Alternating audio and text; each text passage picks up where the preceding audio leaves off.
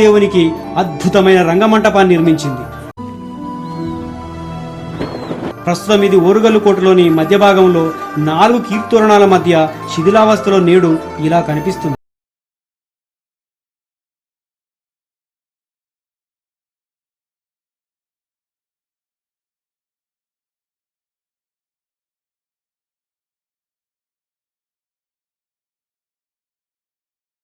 శిలాస్తంభాలపైనున్న బ్రాకెట్లలో రుద్రమాదేవి యోధురాలి రూపంలో ఒక చేతిలో కత్తి, మరో చేతిలో డాలు పట్టుకొని సింహంపై కూర్చున్న శిల్పభంగిమలు కనిపిస్తాయి.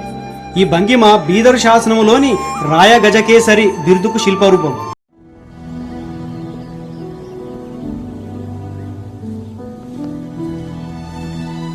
మర్మసిద్ధి ఓటమి ద్వారా కోల్పోయిన కంచి, నెల్లూరు, కడపలోని కొన్ని ప్రాంతాలను తిరిగి సాధించడం కోసం తన మంత్రి సేనానాయకుడు అయిన జన్నిగదేవుణ్ణి ఇచ్చి పాండ్యులపైకి దండయాత్రకు పంపింది.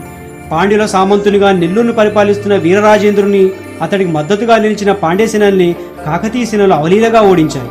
తద్వారా కంచి, నెల్లూరు లాంటి ప్రాంతాలు తిరిగి విశాల కాకతీయ సామ్రాజ్యంలో కలిశాయి. అటు తర్వాత రుద్రమాదేవి కళింగ ప్రాంతంలో దురాక్రమణకు గురైన ప్రాంతాలపైకి దృష్టి సారించింది. గోదావరి తీరమందు జరిగిన ఈ యుద్ధంలో కళింగ గాంగరాజు ఓటమి పాలయ్యాడు. ఆ విధంగా రుద్రమాదేవి కోస్తా, ఆంధ్రలో తన అధికారాన్ని పునరుద్ధరించుకుంది. కాకతీయ వంశం అంతరించేంత వరకు ఈ ప్రాంతం కాకతీయుల ఆధీనంలో నిలిచి ఉన్నాయి. ఈ యుద్ధ విజయం గురించిన వివరాలు క్రీశకం 1293 నాటి ద్రాక్షరామ శాసనంలో ఉన్నాయి. రుద్రమాదేవి పాలన తొలి రోజుల్లో కాయస్థ నాయకుడైన జన్నిగదేవుడు ఆమెకు అత్యంత విధేయుడుగా ఉండేవాడు. జన్నిగదేవుని తర్వాత అతని తమ్ముడైన త్రిపురారి నందలూరుకు అధిపతి అయ్యాడు. త్రిపురారి తర్వాత అతని తమ్ముడు అంబదేవుడు పరిపాలకుడయ్యాడు. ఇతని కడు దుర్మార్గుడు, దురాశ గలవాడు. సహజంగా ఇతడు ఆవేశపరుడు. పొగిడితే ఉబ్బి తబ్బిబ్బై ఎంతటి చెడు కార్యమైనా చేయడానికి సమర్థుడు. కాకతీయ రాజ్యంపై ప్రతీకారంతో రగిలిపోతున్న దేవగిరి మహాదేవరాజుకు, పాండ్యులకు ఇతను పాచికలాగా చిక్కాడు. వారి ప్రోత్సాహంతో ఇతడు రుద్రమాదేవిని ధిక్కరించి బల్లూరు రాజధానిగా స్వతంత్ర పాలన మొదలుపెట్టాడు. నెల్లూరులో మనుమగండ గోపాలుని సింహాసనం ఎక్కించి అతని సామంతునిగా చేసుకున్నాడు. రుద్రమాదేవి సామంతుడైన శ్రీపతి గణపతిని గురుజాల నుండి పారద్రోలి రాయశాస్త్రమల్ల మహాదేవరాజు అను అతనికి అక్కడ అధికారాన్ని అప్పగించాడు.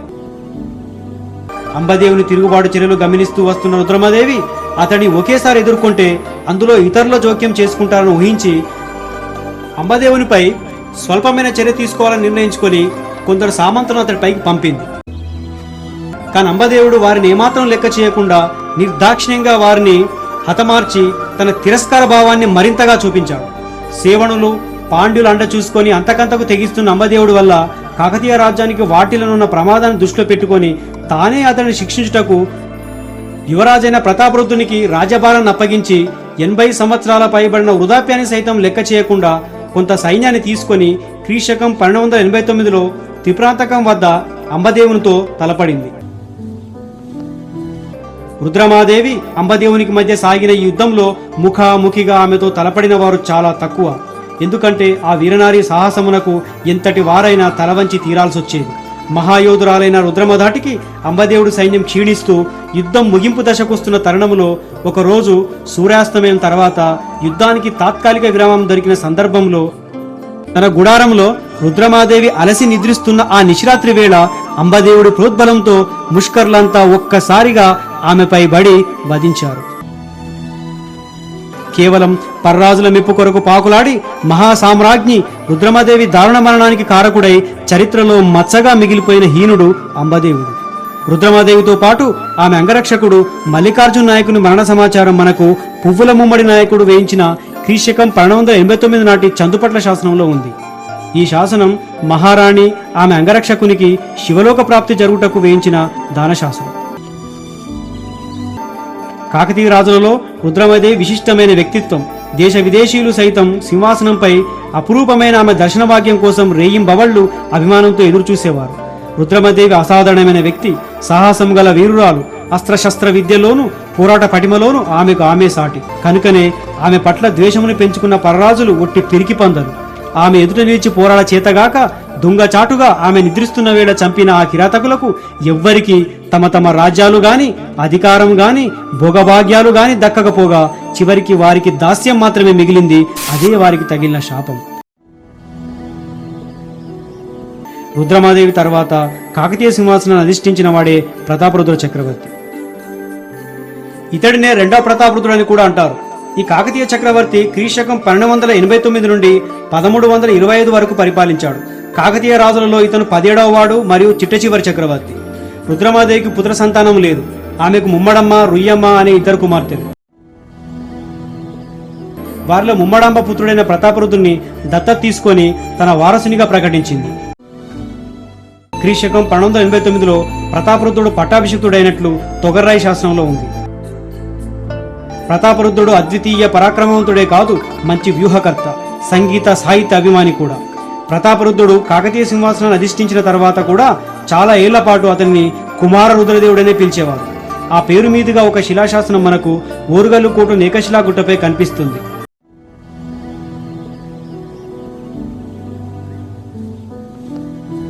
ఇందులో నరసింహ ఋషి మలయవాన్ మందర అని రాశాడు. అంటే వీరరుద్రుడి సైన్యంలోని మత్తగజాలు పర్వతాలా ఉన్నాయంటున్నాడు. ప్రతాపరుద్రుడు తన సైన్యాన్ని, రక్షణ వ్యవస్థల్ని, కోటల్ని పటిష్టం చేశాడు. న్యాయంకర వ్యవస్థను బలోపేతం చేశాడు. 9 లక్షల మంది కాల్బలాన్ని, 20,000 గుర్రాల్ని, 100 ఏనుగుల్ని సమకూర్చుకున్నాడు. ఈ సైన్యంతోనే తన సామ్రాజ్యంపై 7 సార్లకు పైగా జరిగిన ముస్లింల దండయాత్రల్ని విజయవంతంగా తిప్పుకొట్టగలిగాడు. కర్ణాటకలోని తుంకూరు తాలూకాలోని ఒక శాసనములో ప్రతాపరుద్రుణ్ణి నవలక్ష ధనుర్ధరాధీశ్వరుడును, మహారాష్ట్ర, కళింగ, సౌరాష్ట్ర, ఘార్జర, వరాహ, కర్ణాటక, ద్రవిడ, తుళు దేశంలో జయించిన వాడు అని చెప్పబడింది. యుద్ధాలకు బయలుదేరే ముందు శత్రు సైన్యాలపై తిరుగులేని విజయాన్ని పొందడానికి తమలోని పౌరుషాగ్ని రగిల్చేందుకు కాకతీయ వీరులు పేరిణి నృత్యం చేసేవారు. ఈ నృత్యంలో చక్రవర్తులు, సైన్యాధిపతులు, సైనికులు పాల్గొనేవారు. ప్రపంచ చరిత్రలో ఈ వీరనృత్యం కేవలం కాకతీయులకు మాత్రమే పరిమితం. ప్రతాపరుద్రుడు ఇదొక తప్పనిసరి సైనిక శిక్షణగా చేశాడు.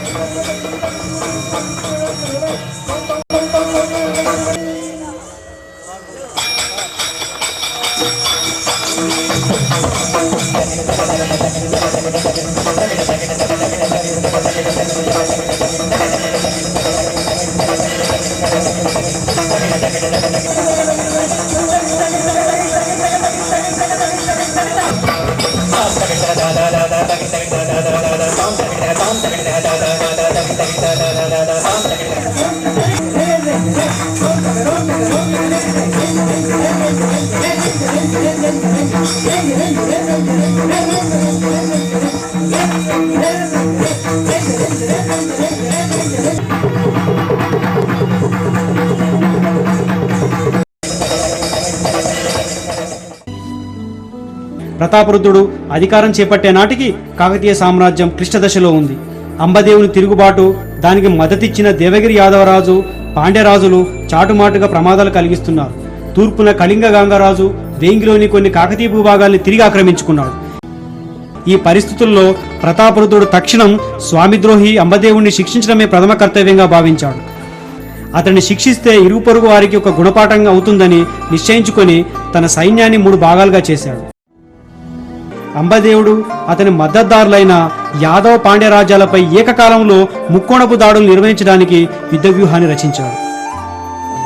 శత్రువులు ఏ వైపు నుండి వచ్చినా అక్కడికక్కడే ఆ దాడిని ఎదుర్కొని అణచివేయడం ఈ యుద్ధ వ్యూహ లక్ష్యం. 3 భాగాల్లో ఒక భాగంను దక్షిణాన పాండ్యుల వైపు పంపగా, రెండో భాగాన్ని ఉత్తరాన యాదవరాజు పైకి పంపి, 3వ భాగాన్ని వెంటబెట్టుకొని తనే స్వయంగా అంబదేవుని పైకి బయలుదేరాడు. క్రీశకం 1291లో పెండేకల్లు వద్ద ప్రతాపరుద్రుడు ఈ సైన్యంతో అంబదేవుని ఢీకొన్నాడు. భయంకరంగా జరిగిన ఈ పోరులో అంబదేవుని సైన్యములన్నీ సర్వనాశనమైపోయాయి. పిరికి పందగా మారి నిద్రిస్తున్న రుద్రమాదేవిని ముష్కర్లతో హత్య చేయించిన అంబదేవుడికి గర్వభంగమై ప్రతాపరుద్రుని ప్రతీకార క్రోధజాలంలో సర్వం కోల్పోయి తీవ్ర గాయాలతో అంగవికలుడై కొనూపిరితో ములికినాడు పారిపోయాడు. కొనూపిరితో మంచం పట్టిన అంబదేవుడు క్రీశకం 1304లో మరణించాడు.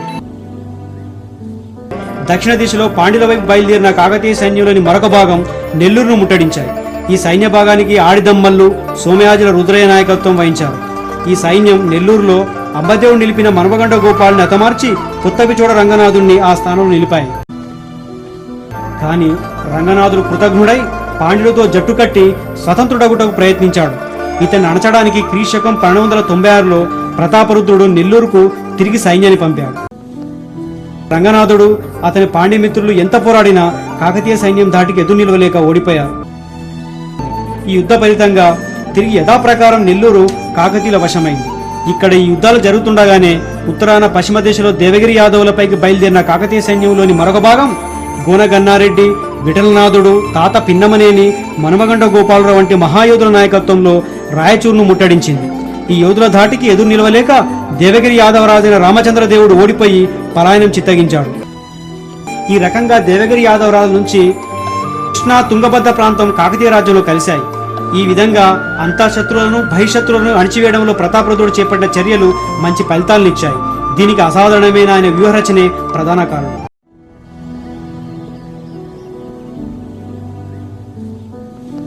ఇదిలా ఉండగా ప్రతాపరుద్రుడు తన సామ్రాజ్యాన్ని పటిష్టపరుచుకున్న కొద్ది కాలానికే ఎప్పటి నుంచో దక్షిణ భారతంపై కన్నేసిన ఢిల్లీ సుల్తాన్లు దండయాత్రలు మొదలుపెట్టి మొదటగా యాదవుల దేవగిరి కోటను గెలుచుకొని రామచంద్రదేవుని సామంత్రిగా చేసుకున్నారు. అటు తర్వాత అష్టైశ్వర్యాలతో తొలదూగుతున్న సుసంపన్నమైన ఓరుగల్లుపై వారి కన్ను పడనే పడింది. క్రీశకం 1103లో ఢిల్లీ సుల్తాన్ అల్లావుద్దీన్ ఖిల్జీ తన సేనానులైన మల్లిక్ ఫక్రుద్దీన్ జానా, ఝాజుల నాయకత్వంలో తురుష్క సైన్యాన్ని ఓరుగల్లుపైకి దండయాత్రకు పంపాడు. దోపిడీతో పాటు మత సామ్రాజ్య విస్తరణే లక్ష్యంగా ఆ దండు బెంగాల్ మీదుగా తెలంగాణకు చేరింది. గూఢచారుల ద్వారా ఈ విషయం ముందే పసిగట్టిన ప్రతాపరుద్రుడు కరీంనగర్ జిల్లాలోని హుజరాబాద్ దగ్గరలోని ఉప్పరపల్లి వద్ద తురుష్క సైన్యాన్ని ఎదురేగి మరీ ఎదుర్కొన్నాడు. ఇదే ఉప్పరపల్లి యుద్ధభూమి. దేవగిరిని జయించినట్లు ఎంతో సులభంగా కాకతీయుల్ని గెలవవచ్చనే వెర్రి భ్రమలతో దురాక్రమణకొచ్చిన మహమ్మదీయ సైన్యానికి చేదు అనుభవం ఎదురైంది. ఈ వీరభూమిలో ఒకవైపు అరవీర భయంకరుడైన కాకతీయ సేనాని పోతుగంటి మైలి కరవాలం వేటుకొక్క 10 తలల్ని తెగనరుకుతూ చెలరేగిపోగా, మరోవైపు వెలమనాయకుడైన వెన్నడు కాకతీయ సైన్యాన్ని ఉత్సాహపరుస్తూ కొదమసింహంలా విరుచుకుపడుతుండగా, ఆ మహాయోధుల ధాటికి తమ భ్రమలు పటాపంచలై మహమ్మదీయ సైన్యం తీవ్రంగా నష్టపోయింది. దాంతో తమలో చచ్చిన వాళ్లు చావగా మిగిలిన కొద్ది మందితో ఆ తురుష్క సైన్యం తోకముడిచి ఢిల్లీకి పారిపోయింది. అణువడుగున పౌరుషాగ్ని రగిల్చిన ఈ ఉపరపల్లి యుద్ధభూమిలో కాకతీయ సేనలు ఘన విజయం సాధించాయి. ఢిల్లీ సుల్తాన్ అల్లావుద్దీన్ ఖిల్జీకి ఎదురైన ఈ గౌరవభంగాన్ని వెలుగోటి వారి వంశావళిలోనూ ఆ యుద్ధంలో పాల్గొన్న పోతుగంటి మైలి, వెన్నడు, నాగదేవుడు శాసనాల్లోనూ చూడవచ్చు.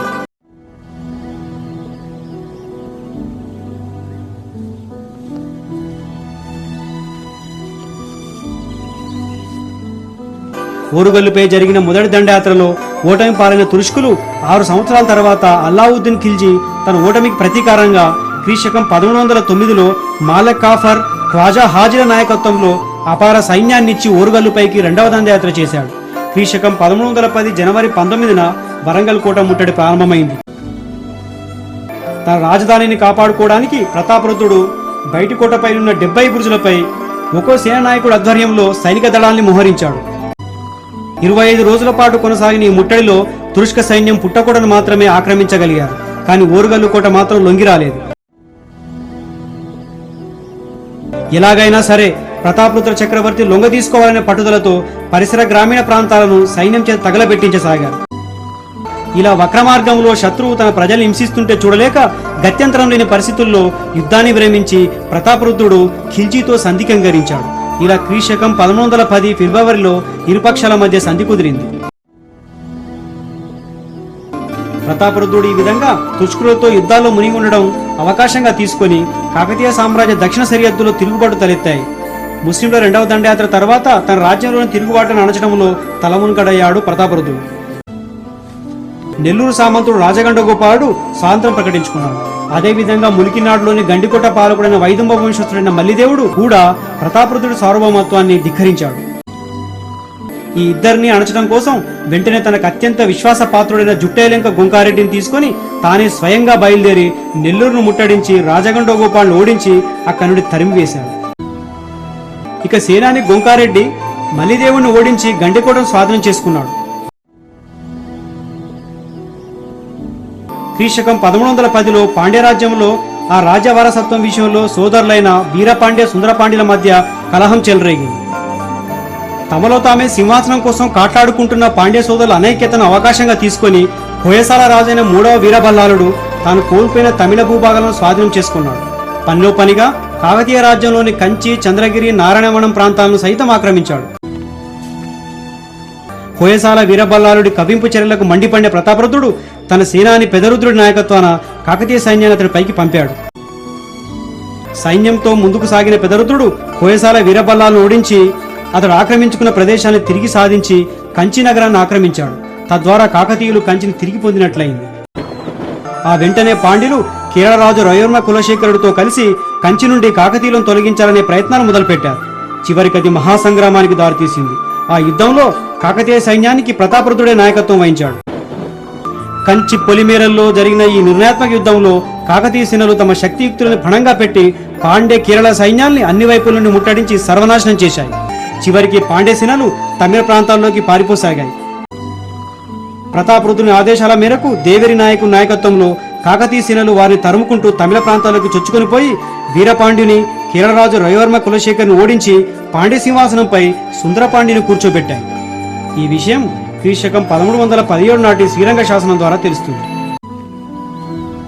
ఈ అపూర్వ విజయానికి కృతజ్ఞతగా ప్రతాపరుద్రుడు కావేరీ ద్వీపంలో ఉన్న శ్రీరంగనాథ స్వామిని దర్శించుకొని క్రీశకం 1317లో ప్రస్తుతం గిద్దలూరు వద్ద గల సలకలవీడు గ్రామాన్ని ఆ దేవునికి సమర్పిస్తూ ఒక శాసనం వేయించాడు. అదే సలకలవీడు దాన శాసనంగా జగత్ ప్రసిద్ధం. ఈ సందర్భంలోనే ప్రకాశం జిల్లాలోని కంభం చెరువును తవ్వించాడు. అటు తర్వాత ప్రతాపరుద్రుడు కంచికి మానవవీరుణ్ణి, నెల్లూరుకు ముప్పిడి నాయకుణ్ణి అధిపతులుగా నియమించి వెనుదిరిగి ఓరుగల్లుకు వెళ్లిపోయాడు.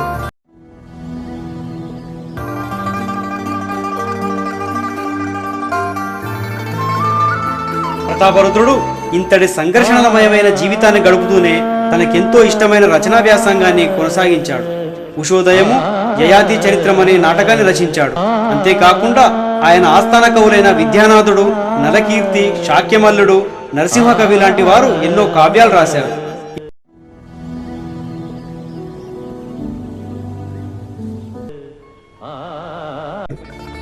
క్రీశకం 1118లో అల్లావుద్దీన్ ఖిల్జీ మరణించిన తర్వాత ఘియాజుద్దీన్ తుగ్లక్ ఢిల్లీ సింహాసనాన్ని అధిష్ఠించి తనకు తానే సుల్తాన్గా ప్రకటించుకున్నాడు. క్రీశకం 1112లో తన కుమారుడైన ఉలుగ్ ఖాన్కు భారీ సైన్యాన్నిచ్చి కాకతీయ రాజ్యాన్ని జయించి తన సామ్రాజ్యంలో కలుపుమన్నాడు. ఉలుగ్ ఖాన్ సరాసరి వచ్చి ఓరుగల్లుకోటను ముట్టడించాడు. విరామం అన్నదే లేకుండా ఇరుపక్షాల మధ్య 6 నెలలు భీకర పోరాటం సాగింది. అప్పటికి కూడా ఓరుగల్లుకోట శత్రువులకు వశం కాలేదు. అర్ధ సంవత్సరం పాటు పోరాడిన ఓరుగల్లుకోట లొంగలేదంటే దాని రక్షణకు ప్రతాపరుద్రుడు తీసుకున్న చర్యలే చక్కగా ఉపయోగపడ్డాయి. అప్పటికే విసిగివేసారిన తుగ్లక్ సైన్యంలో ఢిల్లీ సింహాసనం దురాక్రమణ పాలైందనే పుకార్లు పుట్టాయి. ప్రాణాలు అరచేత పెట్టుకుని పోరాడుతున్న తుగ్లక్ సైన్యం పుకార్లను అవకాశంగా తీసుకుని వెనుదీసింది. అది గమనించి కాకతీయ సైన్యము కోటల నుండి బయటకొచ్చి తుగ్లక్ సైన్యంపై బెబ్బులిలా విరుచుకుపడ్డారు. కాకతీయుల శౌర్య పరాక్రమాలకు తలవంచిన ఉలుగ్ ఖాన్ ఓటమి పాలై ప్రతాపరుద్రుడి సైన్యం వెంటబడి తరుముతుంటే తెలంగాణ నుండి హడావుడిగా పలాయనం చిత్తగించాడు. ప్రతాపరుద్రుడి నాయకత్వంలో కాకతీయ సైన్యం చరిత్రలో ఈ ఘన విజయాన్ని నమోదు చేసుకుని వరంగల్ కోటలో విజయకేతనాలు ఎగురవేసి ఉత్సవాలు జరుపుకున్నారు. సమీప భవిష్యత్తులో తురుష్కులు తమ వైపు కన్నెత్తి చూసి సాహసం చేయరని భావించిన ప్రతాపరుద్రుడు కోటలోని ధాన్యాగారాల్లోని ధాన్యాన్ని తన ప్రజలకు పంచిపెట్టాడు. తన సైన్యానికి తమ తమ స్వస్థలాలకు వెళ్లి పశుపోషణ, వ్యవసాయంలో శ్రద్ధ తీసుకోమని పంపించి వేశాడు. విరమ కులస్తులైన పద్మనాయకులకు కాకతీయ సైన్యములో ప్రాధాన్యత సహించలేని రెడ్డి కులస్తులలో ఒక వర్గం అవకాశం కోసం చూస్తున్న తరుణం అది. కోటలో కాకతీయ సైన్యం లేదన్న విషయాన్ని బొబ్బారెడ్డి లాంటి వారు ఉలుగ్ ఖాన్కు చేరవేసి స్వామిద్రోహానికి పాల్పడ్డారు. దాన్ని అవకాశంగా తీసుకొని దేవగిరికి పారిపోయిన ఉలుగ్ ఖాన్ ఢిల్లీ నుండి మరింత సైన్యాన్ని పిలిపించుకొని కేవలం 4 నెలల వ్యవధిలో తిరిగి ఓరుగల్లుపైకి దండెత్తాడు. తురుష్కులు సాగించిన ప్రతి ముట్టడి మధ్య సంవత్సరాల తేడా ఉండేది. కానీ కేవలం నెలల వ్యవధిలో ఆ ముట్టడిని ఏమాత్రం ఊహించిన ప్రతాపరుద్రుడు వెంటనే తేరుకొని వీలైనంత వరకు అందుబాటులో ఉన్న సైన్యాన్ని పోగేసి పోరాటానికి సిద్ధపడ్డాడు. ఈసారి కూడా 5 నెలల పాటు ఓరుగల్లుకోట శత్రువులకు అభేద్యంగా నిలిచింది. ముస్లిం చరిత్రకారుడు ఫెరిస్తా మాటలో చెప్పాలంటే ఉక్కు లాంటి మట్టికోటను తాకిన ఫిరంగిగుండు సైతం ఏమీ చేయలేక తూలిపోయింది. అసమాన పోరాట పటిమతో వీరరుద్రుడు శిఖర సమానుడుగా నిలిచినప్పటికీ దురదృష్టం మరో రూపంలో ఎదురైంది. కోటలో ప్రజలకు పంచగా మిగిలిన ఆహార ధాన్యాలు కాస్త అడుగంటాయి. ఆఖరి బాధకు తట్టుకోలేక లెక్కకు మించి సైనికులు పరివారం నేలకూలసాగారు. మరోపక్క కోట ఎంతకు లొంగకపోయేసరికి తురుష్క సేనలు అసహనానికి లోనై కోట బయట గల పరిసర ప్రాంత ప్రజల ధనధాన్యాన్ని దోచుకుంటూ ఇళ్లను తగులబెడుతూ స్త్రీలను చెరబట్టడం మొదలుపెట్టారు. ఎటు చూసిన అసహాయుల అర్ధనాదాలు, ఆకాశాన్నంటే మంటలతో తగలబడుతున్న గ్రామాలు. ఈ రకంగా ప్రజల దయనీయ స్థితి కరుణాద్ర హృదయుడైన ప్రతాపరుద్రుడు తను నమ్ముకున్న ప్రజల కోసం తన సార్వభౌమత్వాన్ని పణంగా పెట్టి స్వయంగా కోట తలుపులు తెరిపించి తురుష్కులకు లొంగిపోయాడు. ప్రతాపరుద్రుడు స్వచ్ఛందంగా లొంగిపోయినప్పుడు మహోజ్వలంగా వెలిగిపోయిన ఓరుగల్ నగరం కారు చీకట్లలో మునిగిపోయింది. ఈ విషయాన్ని క్రీశకం 1423లో అనితలి వేయించిన కల్వచేరు శాసనంలో చూడవచ్చు. శత్రు ప్రజల జీవితాలతో చెలగాటమాడటం ద్వారా ప్రతాపరుద్రుడు స్వచ్ఛందంగా లొంగిపోయే పరిస్థితిని తప్పించి కోటను ఆక్రమించగలిగారే గాని శత్రు దుర్భేద్యమైన ఓరుగల్లు కోటను తురుష్క సేనలు వీరత్వంతో జయింపలేదు. అందుకు ఇప్పటికీ అభేద్యంగా నిలిచి ఉన్న కోటనే ప్రబల సాక్ష్యం. వాస్తవాలు అర్థం చేసుకోకుండా ప్రతాపరుద్రునిపై కినుక వహించిన బొబ్బారెడ్డి లాంటి రేచర్ల వంశస్థులు తమ తప్పు తెలుసుకొని ఆలస్యంగా యుద్ధభూమికి తిరిగి వచ్చారు. కానీ అప్పటికే జరగాల్సిన నష్టం జరిగిపోయింది. ప్రతాపరుద్రుడు లొంగిపోగానే తురుష్క ముష్కర సేనలు కోటలోకి ప్రవేశించి గృహాలు, భవనాలు, అసమాన శిల్ప కళాఖండాల్ని రేయింబవళ్లు కసితో సర్వనాశనం చేశాయి. ప్రతాపరుద్రుడిని అక్కడే ఉంచితే అతడిపై అభిమానంతో ప్రజలు తిరుగుబాటు చేస్తారనే భయంతో ఆయనను బందీగా చేసి ఢిల్లీ నగరానికి తీసుకుపోసాగారు. మహావీరుడైన ప్రతాపరుద్రుడు తన ముందు తల వంచితే చూడాలనుకున్న సుల్తాన్ కోరిక నెరవేరలేదు. ప్రతాపరుద్రుడు ఆత్మాభిమానం గల రాజు. 22 సంవత్సరాలు ఏకధాటిగా తురుష్కుల్ని ఎదిరించిన తన ధీరత్వము పరికానిదైందనే విరక్తితో అవమానం కంటే మృత్యువే మేలని భావించాడు. మార్గమధ్యంలో నర్మదా నది ఒడ్డున స్వచ్ఛందంగా మరణాన్ని ఆహ్వానించాడు. ఆత్మార్పణతో అమరుడయ్యాడు. ప్రాణాలనైనా వదులుతారు గాని మానాభిమానాల్ని వదులుకోలేరు కదా అభిమానవంతులు. మన కాకతీయుల్లో మేరునగధీరుడైన చిట్ట చివరి చక్రవర్తి అలా అస్తమించాడు. ఈ విషయాలను క్రీశకం 1130 నాటి ముస్నూరి ప్రోలయ నాయకుని విలసతామ్రపత్ర శాసనం చెప్తున్నది. ప్రతాపరుద్రుడి మరణ వార్త వినగానే మహారాజు భార్య విశాలాక్షి ప్రాణత్యాగం చేసిందని సిద్ధేశ్వర చరిత్ర చెబుతున్నది. క్రీశకం 1126లో ప్రతాపరుద్రుని పుణ్యార్థమై సంతమగులూరులో కొలరుద్రదేవుడు సంస్మరణ శాసనం వేయించాడు. ప్రతాపరుద్ర చక్రవర్తి వ్యక్తిత్వం విషయానికి వస్తే ఆయన ధిరోదాత్తమైన గుణములు గలవాడు. బల పరాక్రమ శౌర్య గుణములందు సాటిలేనివాడు. 1303లో ప్రారంభమైన మహమ్మదీయుల దండయాత్రల్ని 1323 వరకు 22 సంవత్సరాల్లో 9 సార్లు ఏకధాటిగా ఎదుర్కొని నిలిచినవాడు. మరోపక్క తన సామ్రాజ్యంపై దండెత్తిన ఇతర రాజులను ఎదుర్కొన్నాడు. మహమ్మదీయులను ఎదిరించి దక్షిణాదికంతటికి వారిని వ్యాపింపనీయకుండా అడ్డుకున్న సాహసవంతుడు. చివరి యుద్ధంలో కూడా ప్రజల బాధలు చూడలేక స్వచ్ఛందంగా తనకు తాను లొంగిపోయాడే గాని పరాక్రమహీనత కారణం కాదు. సుదీర్ఘకాలం వరకు తురుష్కులతో జరిగిన పోరాటంలో మొక్కవోని ధైర్యంతో నిలిచి దాన్ని ఎదుర్కొన్న సంఘటన చరిత్రలో మరో చోట కనిపించదు.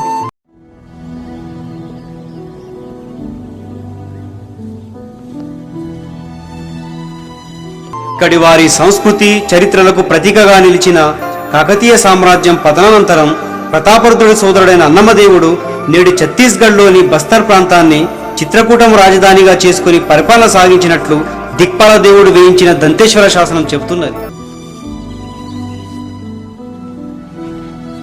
ఇది మన కాకతీయ రాజుల అమరగాథ.